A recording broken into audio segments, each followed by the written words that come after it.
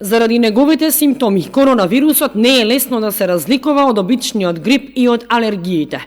Овие две работи имаат различни причинители. Настинката е вирусна инфекција, додека алергијата е предизвикана од одреден алерген. Кивање, болки во телото, болки во грлото и затнат нос се некои од симптомите на настинка. Според податоците на Светската здравствена организација, не сите од овие знаци се присутни и кај коронавирусот и обичниот грип. Коронавирусот кај заболените лица главно се манифестира со сува кашлица и треска, како и болки во грлото, главата, телото и исцрпеност со помал интензитет. Лицата заразени од коронавирус не се карактеризираат со диареја, кивање и затнат нос, кои обично се јавуваат при настинки. Кај обичниот грип се истакнува суво кашлање, треска, главоболка, болки во телото и исцрпеност.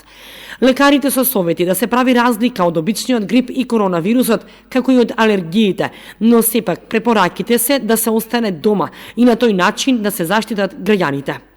Најчесто алергиите одат со чешање на нос, чешање на некој дел од телото, чешање на конјуктивата, на очите и тоа и некоја сува кашлица, кашлање кое што луѓето го објаснуваат како досадно, надразнителна досадна кашлица, ама алергиите одат и значи со течење на нос, некој секрет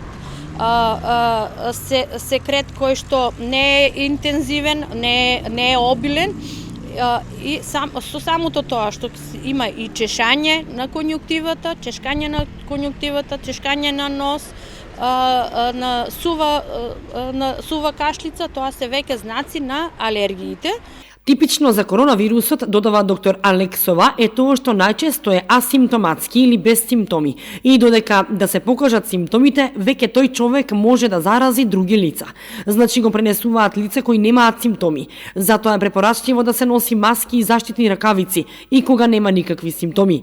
Доктор Алексова додава дека луѓето пред да дојдат во амбулантите, прво треба да се јават на телефон на својот матичен лекар и тој ќе го упати ако е потребно на понатамошни испитувања. Да не се крива паника дека ако некој има симптоми веднаш е коронавирус и да се бара тест, бидејќи не секој може да се тестира. Има процедура за оние кои треба и кои не треба да бидат тестирани. Сите кои што имаат температура, покачена температура над 37,5, треба да го исконтактираат својот матичен и понатаму имаме прашалник кој што го правиме веднаш. Ако дозволи системот да биде позитивен, тогаш може да направиме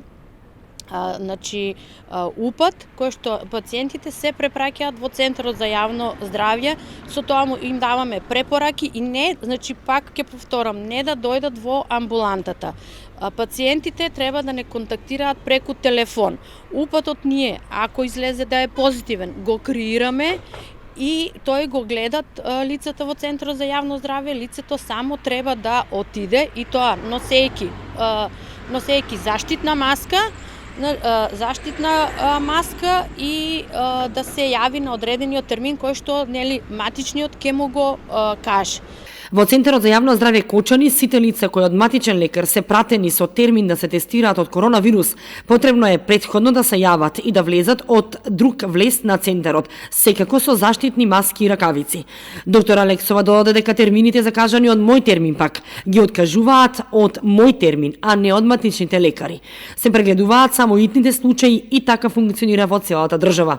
Новина од пред еден ден е тоа што оние лица кои биле во изолација 14 дена поради доаѓање од странство или поради друга причина. Препораката е да не прават тест веднаш по завршување на тие 14 дена, туку да бидат во контролирано движење само по потреба и ако е можно во изолација да бидат и во наредните 14 дена, додаде доктор Алексова.